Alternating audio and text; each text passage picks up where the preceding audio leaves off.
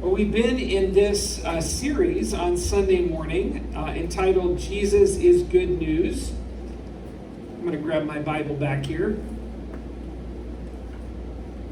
All right. And we've been in Mark's Gospel, and we've been looking at and working our way through the Gospel of Mark, and which is, as we've talked about before, the Gospel is more than just a phrase or a statement or a series of theological bullet points. The gospel is actually a story about this person, this man, Jesus, and everything that he came to say and do as it relates to embodying and bringing out and bringing about God's kingdom on earth. This is what made it good news, is that God has invaded humanity with a new kingdom, a new way of living, a new way of operating that releases the chains of oppression and brings freedom to people that have been told for so many years that they're not worthy, they're not valuable, they're not important, that you must have done some bad things in your life if these bad things have happened to you. God is out to punish you and is trying to inflict harm on you because you made a mistake, or you sinned, or you caused pain for another person. And so there's this sense that we live in this world, and that message still rings true today. We have people that feel broken and burdened. It doesn't take very long to watch people on television or just people that you interact with on a daily basis that have an understanding of God, which is more often than not feels like God is this distant taskmaster that is disconnected to our lives and is looking to harm us in some ways, or kind of like that mean school teacher that always had the big old long ruler. It was like waiting for that student to fall asleep at their desk or get distracted so I could go whack them on the hand. That was Mr. Pierce. Mr. Pierce. Oh, he loved to use the ruler on us. Okay. I'll never forget. So Mr. Pierce, sometimes we see God like Mr. Pierce, like there's this sense of pay attention, wake up, get it together. And reality is that a lot of that comes from the fact that we live within a culture and in a worldview that is very much rewards good behavior. There's a sense of you're accepted if you do what is right. If you do what's wrong, you're going to be reprimanded, and there's a certain aspect of my love that's going to be withdrawn from you as a result of that. And so that's the culture that we live in, and yet the God that we serve is very different than that. The God that we serve will certainly punish us when we make mistakes, or we will experience the consequences of poor choices, but our consequences and our discipline at those times is not because of a means of God's anger or God's the lack of goodness of God in our lives. God disciplines, God corrects, because he's concerned with the greater goal of what our lives are created to be and to look like, to not settle for less as individuals and as people. So as we look at Mark's gospel, we get to see God in the flesh. We get to see God living out the nature of God among us. We get to read about it. Jesus was a very real human being. He was this strange individual because he was 100% God and yet also 100% human. And so he had all of the traits and characteristics of God and all the traits and characteristics of humanity clumped together, two distinct beings wrapped up in one. We've never seen such a thing before.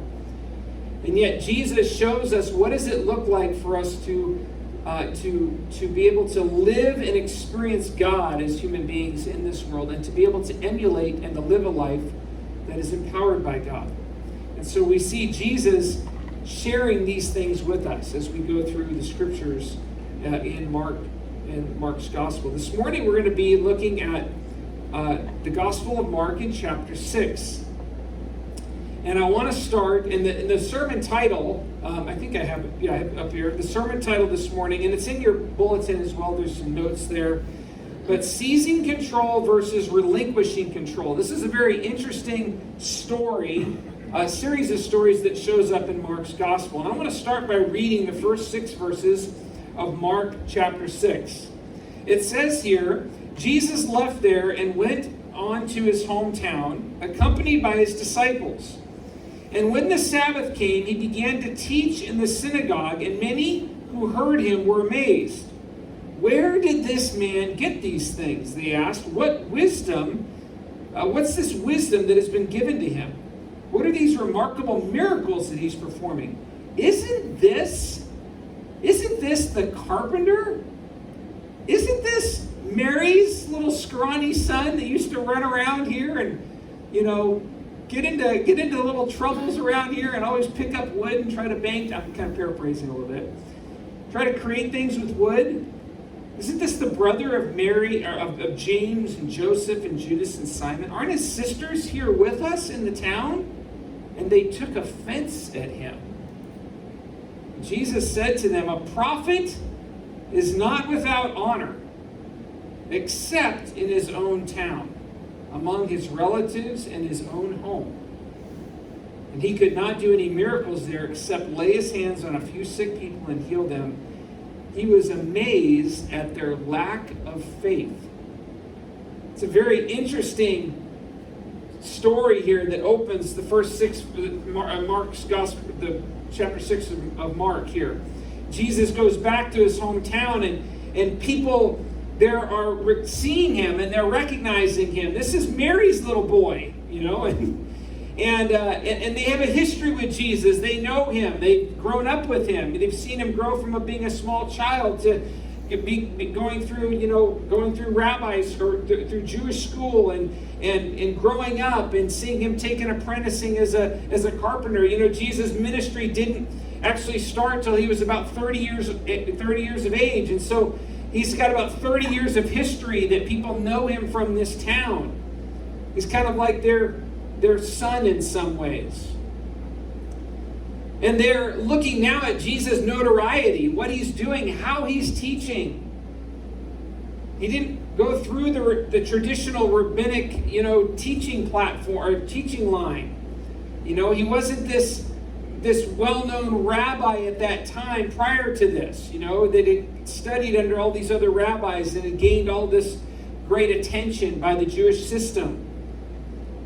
So the people there take this offense at him. Who is this young man that we know? What is he doing? This must be fake. This must be unreal.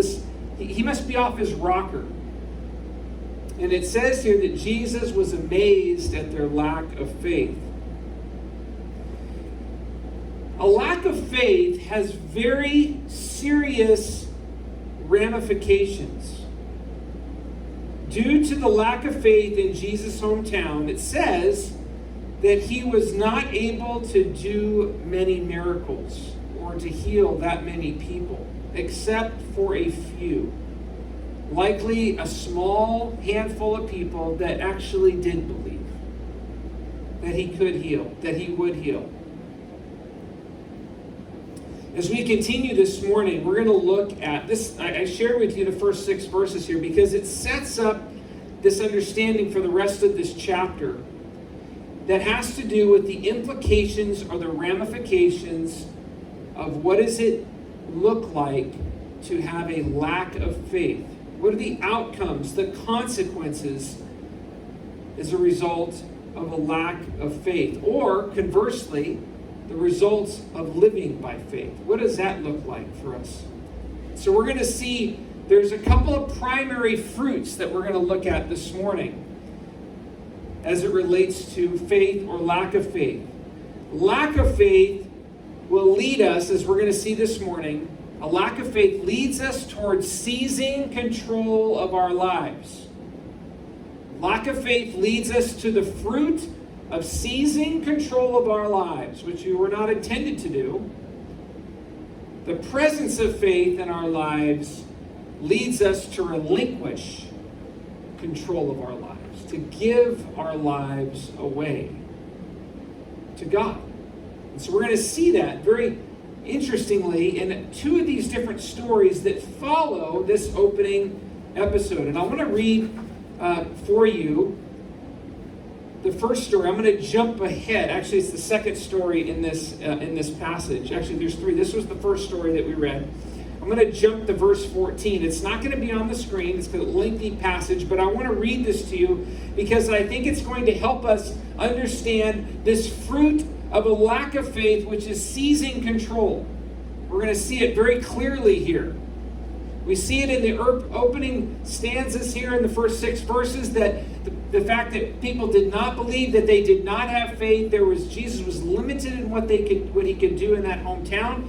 People want to continue to maintain control of their lives instead of trusting in God and trusting in Jesus to meet their needs. We're going to see it show up here in this passage as well. It says, starting at verse 14, just listen with me to this, or if you have it in your Bible and you want to read it, you can. King Herod heard about this. So King Herod had heard about this stuff that Jesus was doing, this healing that he was doing, and the teaching that he was doing. It says, King Herod heard about this, for Jesus' name had become very well known. There were some that were saying, John the Baptist has been raised from the dead, and that is why miraculous powers are at work in him. Others said, he is Elijah. And still others claimed he is a prophet, like one of the prophets of long ago. But when Herod heard all of this, he said, are you kidding me? John, the guy that I beheaded while he was in prison, he's been raised from the dead? And then it goes back and it shares the story of John's beheading and what had happened. For Herod himself had given orders to have John arrested, John the Baptist. And John the Baptist had been bound and put into prison. And Herod had done this, put him into prison because of Herodias, which was his brother Philip's wife, whom he had married. So Herod married his brother's wife, Herodias. She became his wife. John had been saying to Herod, hey, it's not right for you, it's not lawful for you to marry your brother's wife. And so this is why Herod puts John in prison. Herodias, who is Herod's new wife, nursed a grudge against John and wanted to kill him. But she was not able to because Herod actually feared John and protected him, knowing him to be a righteous and a holy man. When Herod heard John, he was greatly puzzled, and he liked to listen to him and what he was teaching. Finally, the opportune time came, and on his birthday, Herod gave a banquet for his high officials and military commanders and the leading men of Galilee. When the daughter of Herodias came in and danced, she pleased Herod and his dinner guests. The king said to the girl, ask me for anything that you want and I'll give it to you. And he promised to her with an oath, whatever you ask, I will give you up to half my kingdom. He must have been drunk to make that claim. He probably was. They were having a huge dinner party. She went out and said to her mother, what should I ask for? Dad, whether it's dad or stepdad Herod, whoever she was in relation to Herod, he's promised me something because I danced really well for this party. And her mom said, tell dad to give you the head of John the Baptist. And at once the girl ran back into the king with a request, I want you to give me right now the head of John the Baptist on a platter. And King Herod was greatly distressed, but because of his oaths and his dinner guests, he did not want to refuse her. So he immediately sent an executioner with orders to bring John's head. The man went, beheaded John the Baptist in prison, and brought back his head on a platter. He presented it to the girl, and she gave it to her mother. And on hearing this, John's disciples came and took his body and laid it in a tomb. This is the story of John the Baptist beheading and what caused it. You know, King Herod had been incredibly intrigued by John. It says there that he's kind of caught between, like, he's this very powerful individual, and John he's actually quite taken aback by the boldness of John the Baptist, that John would come to King Herod and basically say, hey, what you're doing is wrong. You shouldn't be like marrying your brother's wife. And so John doesn't hold back any punches. He's direct with Herod. And Herod is probably amazed at this man's boldness. It also says that he knew that he was a righteous and a holy man. So he was very intrigued by John. Probably intrigued by his boldness, that nobody else would talk to the king like this, a Roman king this way. And yet there's this guy, John the Baptist, that, looked like a lunatic. It was out preaching and baptizing people. The scriptures tell us that he looked unkempt, disheveled. He lived outdoors. He probably didn't take a shower very often. So he's kind of this crazy looking guy, right? And yet he's so bold with the king, and he comes straight forward to the king. And so Herod is very curious about John and his teachings and who he is as an individual. And yet he's in this battle with his wife. And, it's like, okay, well, I'm going to have him arrested. At least he's in jail. I know where he is. Nothing bad's going to happen to him. I can still go listen to him from time to time. And then he has come up against this horrible request. That because of his desire to save face to his high officials, he's the king, by the way. Because he was in his drunken frenzy, likely, he made an oath, a stupid oath that no king should ever make. Whatever you ask for, I'm going to give it to you. Even if it's he says up to half of his kingdom. So Herodias' daughter just hit the lottery here. I can get whatever I want. And what does she ask for? The death of John the Baptist. That's how much John the Baptist was hated by Herodias. And so King Herod keeps his word. John is beheaded. And so this is why Herod, at the early part of this passage, says, wait a minute. John the Baptist is raised from the dead? I had him decapitated in prison. Now he's back? He's afraid. He's afraid the Holy Man is risen again. Now I'm done for. He's alive. He's afraid of what he's hearing. Herod had some faith in what John was teaching. He was curious about what his faith was and what he believed, but his faith was not stronger than his desire for power and to not look weak before others. Ultimately, his lack of faith led him to seize control of his life, seize control of the situation, and murder another individual. What Herod should have done, Herod should have said, no, I'm not going to kill this man. I made a mistake saying I would grant you everything and anything. So, yeah, I'm going to bring in all my officials and say, yep, I'm going to own this. I made a mistake. I swore an oath. I messed up, but I'm not going to kill this man. And ask for something else. It's what he should have done. But instead, he follows through with the murder of an individual by his hand because he wanted to maintain position, maintain honor among his fellow workers, his fellow employees, so to speak. And because he was fearful and afraid of his leadership being questioned. He is a powerful leader, as many of us in our world can attest for ourselves and even in the world that we live in. Maintaining control and power is most important. We do not want to lose control of our lives. We do not want to surrender control of our lives to anyone else. This is why so many, Cheryl and I celebrated our wedding anniversary yesterday. 28 years we've been married. 28 years. And I was doing we were driving, thank you, we went down to the new Lazy Dog restaurant down there at Almaden Expressway. There's a new restaurant down there. We went down there for dinner last night.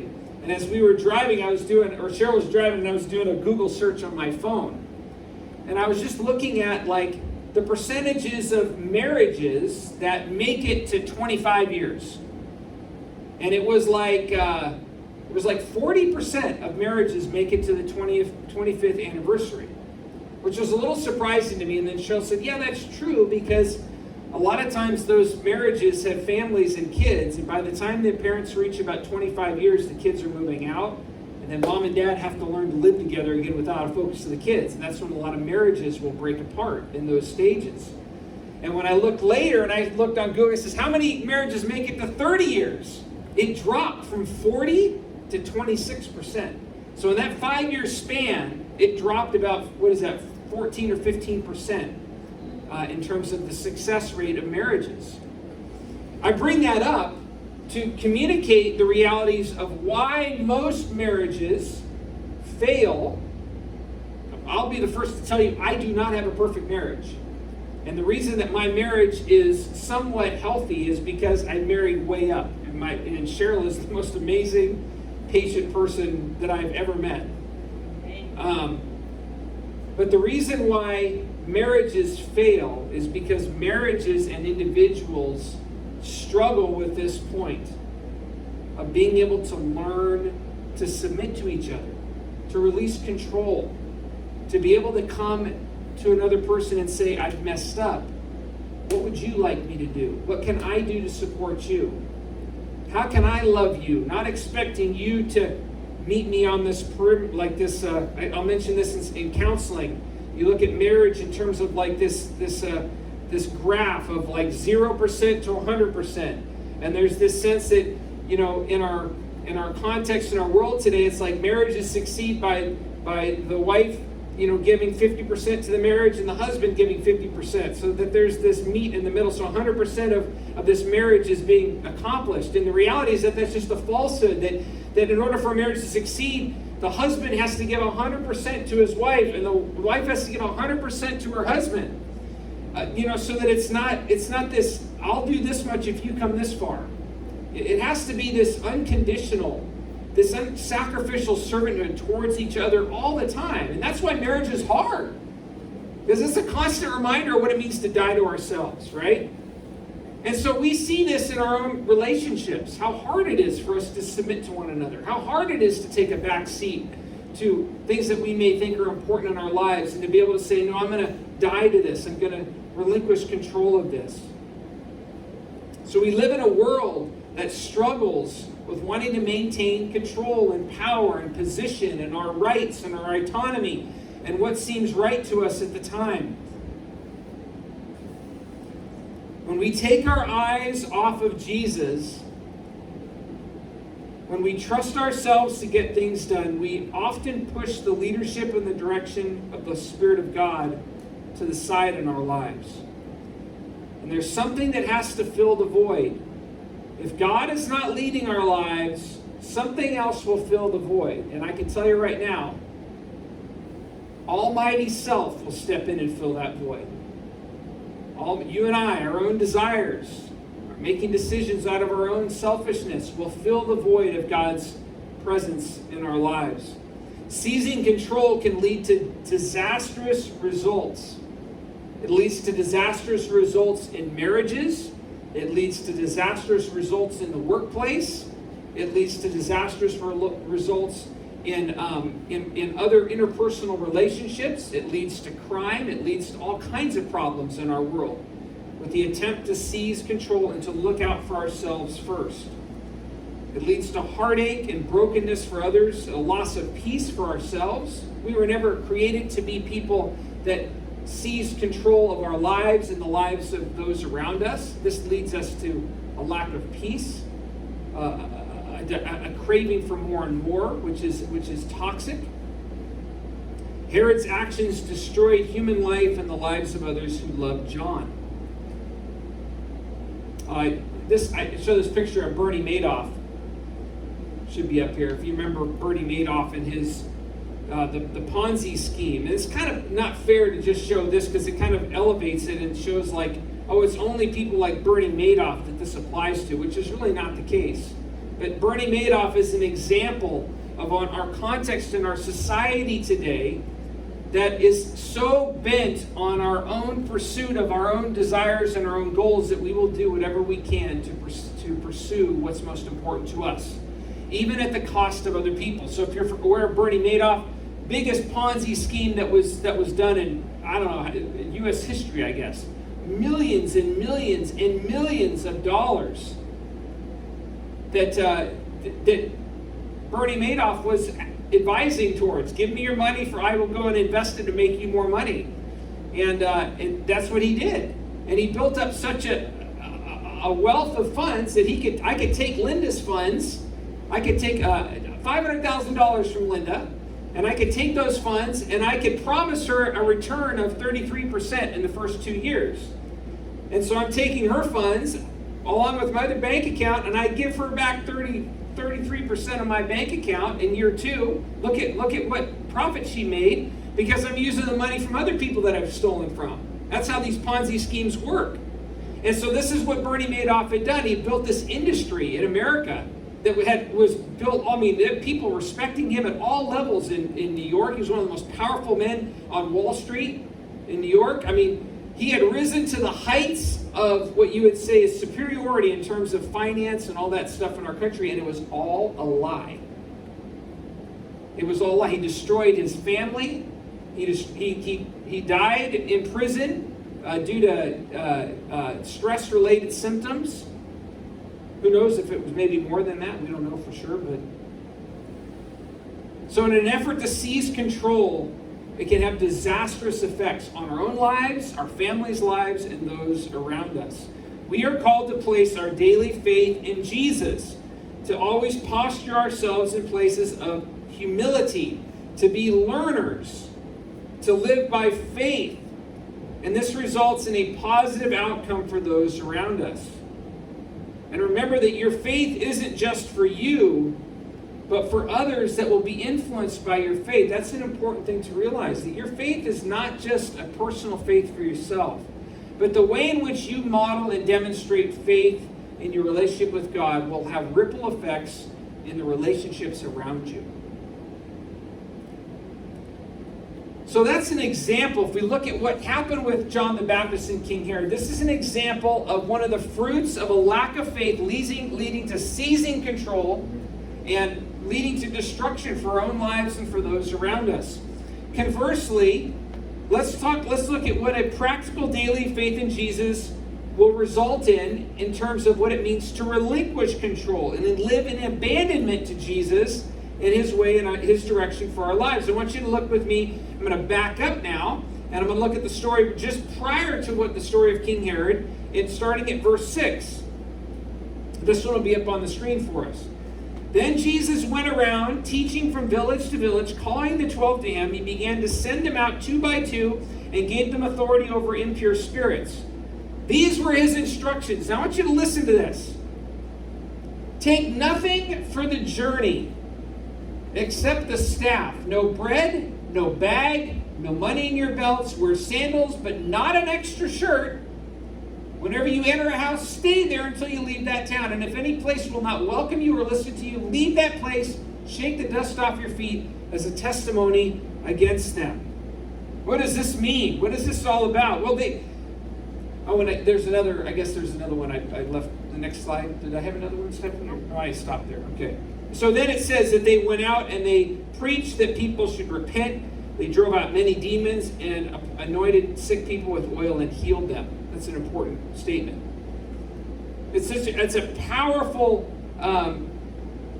picture here that Jesus then is releasing his disciples to go and to do some of the same things that Jesus had done. Remember, this is discipleship. We've talked about this many times. Jesus is doing things, and the expectation is, as his followers, we're looking at what he's doing with an eye towards replication. It's in our bulletin, it's in our values. One of our values, replicating Jesus. That's one of our values as a church, that we look to Jesus as the authority for how we are to live our lives. And we look to replicate his life in our lives. But notice, as I mentioned, as we read that, Jesus' instructions to his disciples. He told them, don't take anything for your journey. Don't take any food. Don't take extra clothes or blankets for sleeping. I'm paraphrasing. Don't take any money. Take only your sandals and only the shirt that you've got on that you're wearing right now. Now this is crazy. When is the last time that you went on a trip and didn't take a suitcase? Or didn't bring any money? Left your debit card at home or your cash at home? Left your wallet or your purse on the dresser, whatever. Cheryl will, this is irresponsible. This would be seen as irresponsible to take it, wouldn't it? If I was going to take my kids on a trip, Dad just didn't pack any clothes, take a bag, didn't bring any money. You know, it's like, Dad, what's wrong with you? You know, what are you smoking? What's going on in your head? Like, you're being irresponsible. This is uncharacteristic. Cheryl will probably tell you, she's not here with us today. She's, I don't know if you guys know that Cheryl started a job this past week at preschool at St. Timothy's Lutheran Church over off at Camden 85, and she's actually there this morning. They're taking all the preschool teachers and praying for them in their service. So that's where she is this morning. But Cheryl would tell you, if she was sitting here, she would start laughing because I absolutely hate to pack. I don't like packing. I enjoy taking a trip to go somewhere, but I hate packing to get there. And I don't know exactly why. I just don't like it. I think it's probably because of my personality. That it kind of creates stress for me. It's like, well, what do I really need? And I don't like to think through each day what I'm going to need and am I going to forget something? I don't want to leave something out that I might need, so it kind of stresses me out a little bit. I think some of this comes back to I remember when I was in high school, I did a trip with my youth group, I think it was. I think we did like a camping on the beach type of trip down in Southern California somewhere, and I didn't pack enough clothes. And so I remember halfway through the week, I'd run out of clothes. And so I was re-wearing like dirty socks and dirty shirts and dirty underwear.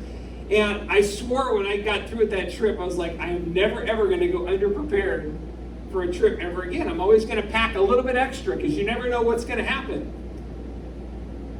And so now I overpack. I'll think about all the possible things that I might need and that I might find a way to pack and prepare for it. I'm kind of weird that way. If you looked at my bag and say, why are you bringing that? It's like, well, because 3 years ago I needed that. You know? Okay, so I'm just kind of strange that way. When I take a trip, I will be very planned in detail. I will chart out where we're gonna drive, where we're gonna stay. I've made reservations in advance. I've made sure that I've got the money with me. I've got a card with me. I've got whatever I need to get in order to make things happen for the trip that I'm going to take with the family or just myself or whatever. So I control. Here's the point. I control the outcomes as much as I can. I prepare. I plan. Some of you maybe can relate to that as well. And when things go opposite, it throws things into chaos. I remember several years ago now, I'll never forget this. For my wife's parents' 45th wedding anniversary, I believe it was, they took pretty much the whole extended family to Disneyland for 5 days. Stayed at the Disneyland hotel. It was like our whole family and my wife's brother and sister and their families. I can't even imagine how much money that trip cost them. But we stayed at Disneyland, and we were there, and we decided that we were going to continue by going down to San Diego for a few days, just our family, after the trip was over, or after the Disneyland thing was over. So I remember booking a hotel on Priceline. If you know Priceline, I don't know if they still do it this way, but you can book a hotel and give in a bid, and it was like they would give you a hotel if somebody accepted it, but they wouldn't tell you the hotel until the bid was made, and then it was non-refundable, right? So I remember I got a really good deal on this hotel down in San Diego, and I was excited about it, and I showed up with my wife, Cheryl, and I, and our 4 kids, and our kids were really young at this time, and what we didn't realize, or when we got there, is that it was one of these hotels that was really nice. It was a really nice kind of luxurious type hotel, but it was heavily focused on focusing on younger single adults. So it was a hotel that there was a very active social party scene with the hotel. And I remember getting in the elevator with Cheryl and my 4 kids, and we were going up to wherever the room was that we were going to be, and the elevator door opened at a certain floor, and there were these 2 guys and these 2 girls that walked into the elevator. The guys didn't have any shirts on, and the girls were wearing barely nothing. And they got into the elevator with us because they were going to eventually go downstairs, I guess, to some bar downstairs or something. And I remember Cheryl and I looking at each other, and we got these 4 little kids, and we've got these like 25-year-old young adult singles that are half dressed, right? And I remember trying to cover up my kids' eyes, just, don't look, but when we got up to the room, I was like on overdrive mode in terms of I got to find a different place to stay because I can't keep my family here. Like, this is not appropriate for my kids, and it was really bad.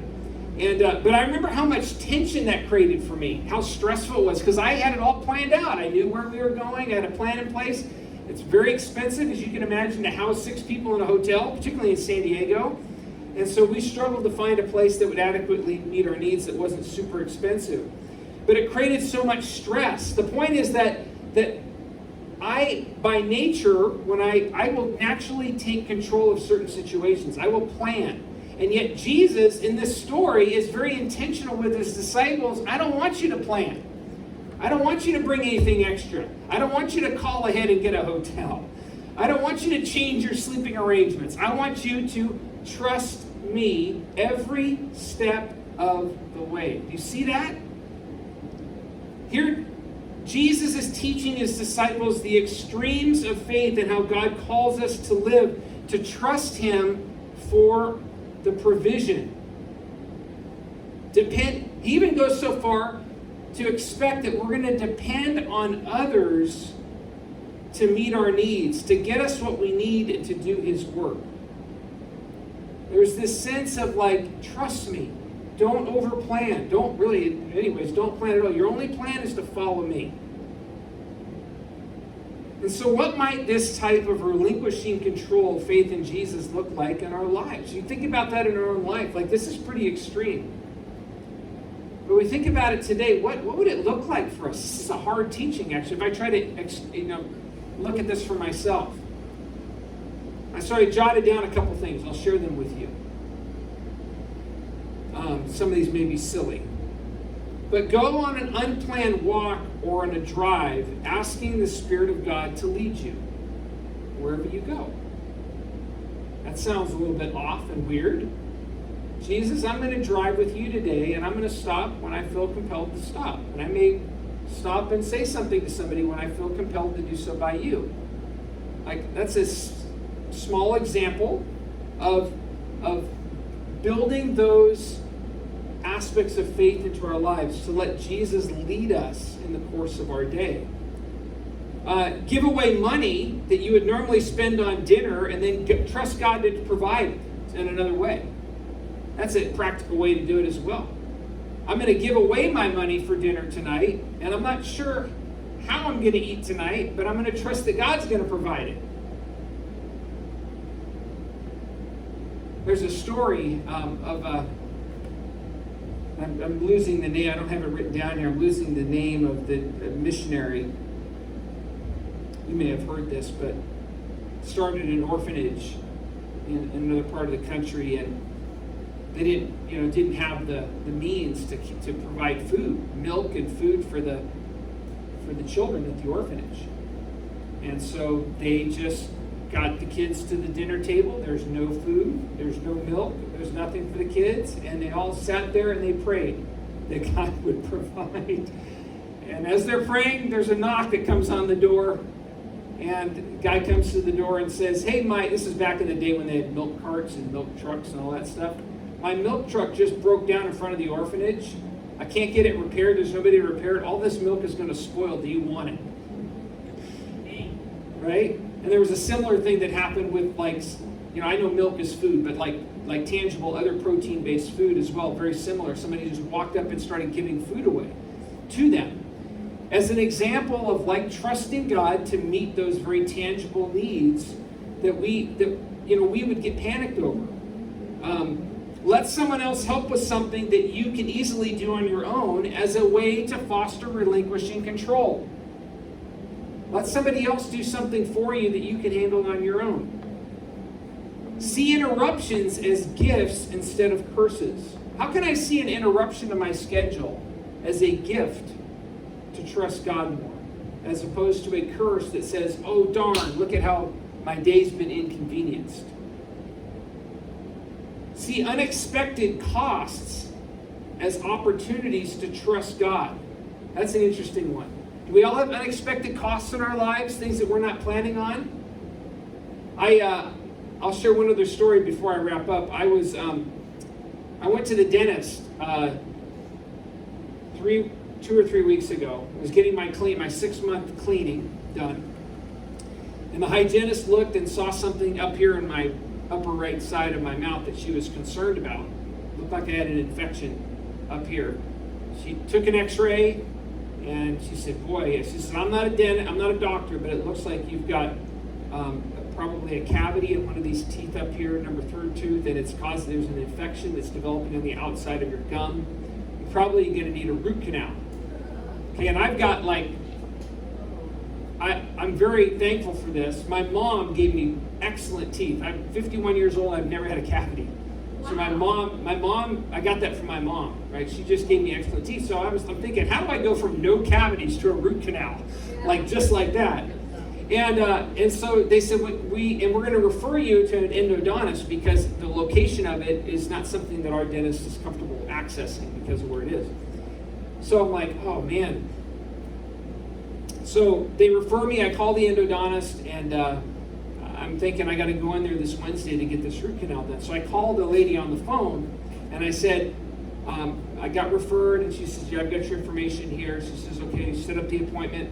And I said, well, can you tell me, I don't have dental insurance. So I'm like, can you tell me, and of course dental insurance is a whole other thing because you almost pay the same amount of money in insurance, and then the lack of how much they cover for major surgery work anyway, it was kind of like whatever. But I said, can you just tell me how much it's going to cost? Somebody paying this out of pocket. $1,600. $1,600 to do this root canal, which I was not surprised by. I knew it was going to be somewhere in that range of $1,500 to $2,000 because almost everything that you get done today is about that cost.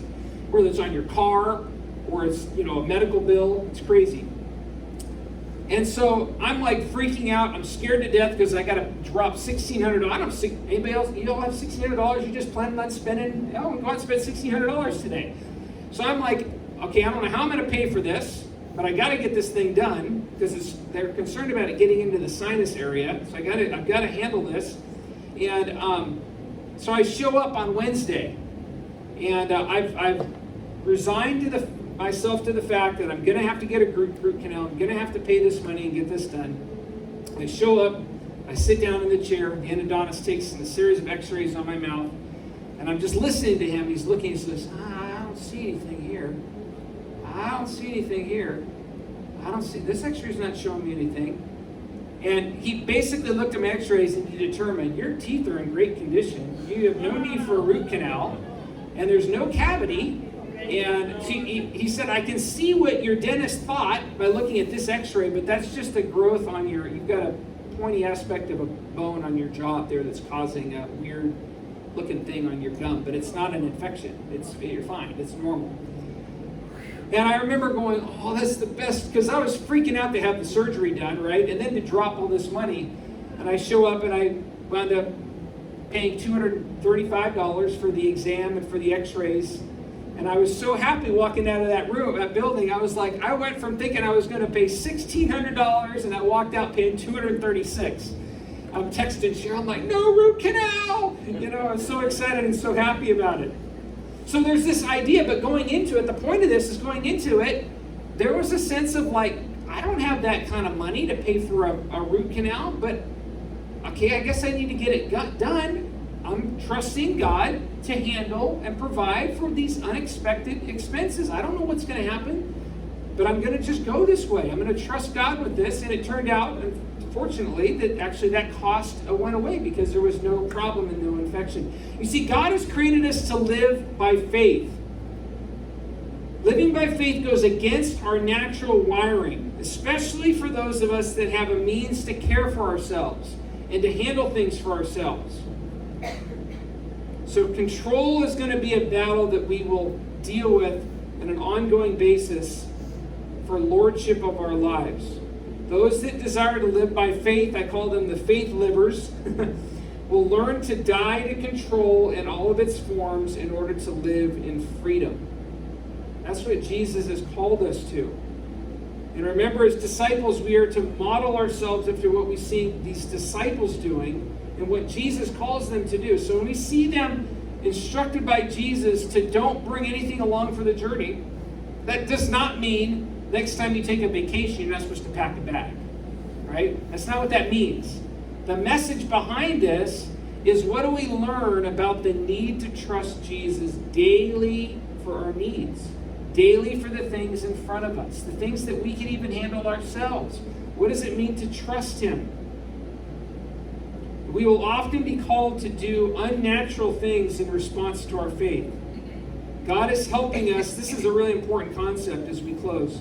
God is helping us gain our faith legs and helping us to develop tangible trust in our lives. You know what that, like faith legs? You know, if you've been on a boat on the sea, you work on a boat, like they have to learn to develop their sea legs. What does that mean? That means they learn to adapt to because people get seasick, right? Out there in the water. It takes some time you can't avoid it. You've got to work through it. You know that show that we watched, referred to before, and that Cheryl and I like to watch, that Deadliest Catch show, where they're out crab fishing up the Bering Strait. You know, so they got these rookies that get on the boat, and for the first week they're like puking their guts out the whole time because they're just trying to get their sea legs. They're trying to learn to adapt to the environment, right? And so as followers of Jesus, it takes us a while to adapt to the environment of faith, what it means to live by faith, but our lives should look different. People should look at us differently and say, these people look different because they have faith and they trust God in ways that I would be scared to death to do. I had a recent conversation, I won't tell the name, with someone, a family member actually, who was struggling with a decision, and because it was so scary for them, because it was going to require this immense amount of faith for some financial provision that was not apparent what it was going to look like. And I remember talking to this family member and just being like, this is what needs to happen. God's with us. I don't know how it's going to work out, but this is what we're going to do. Let's just go. And it was really, this family member was like, that's really hard for me because my whole life, I've been able to control all those things. And now I'm in a place where I've got to relinquish control. And this person said, you know, they recognized that it was a bit easier for me, not because I'm a pastor, but because I've had to live in those places for my whole married life, in terms of not knowing A, B, and C, in terms of when it comes to some provision items. Just learning to get faith legs and to trust God with the next step is sometimes all we can do. And that's a good place to be. Jesus wants us to be there. So anyway, coming full circle, right? A lack of faith leads us to seizing control of our lives. Living a life of faith helps us learn how to relinquish control and to live in a place of abandonment with God, trusting Jesus to meet our needs on a daily basis. Okay, let's pray together. Jesus, we thank you for the ways in which you grow and develop us, that you help us develop our faith legs. We want to grow more in this area. We want to learn to trust you more with the things that even are easy for us to do, or things that we can seemingly accomplish on our own. Would you help us to be able to trust you and to lean into you fully, not just in the areas and the ways that are hard for us, that are out of our control, easily seen as out of our control, but the things that even that we can control, the things that are easy for us to do. Would you teach us what does it mean to wait on you, to not jump right in headlong to fix a problem that we might know the answer to, or think we know the answer to right away, but to give space for you to work and to move and maybe do something different. We want to live lives that are more geared towards exercising this type of faith in you, Jesus. We ask for your help. In Jesus' name, amen. Pastor, All right. that- Yes. that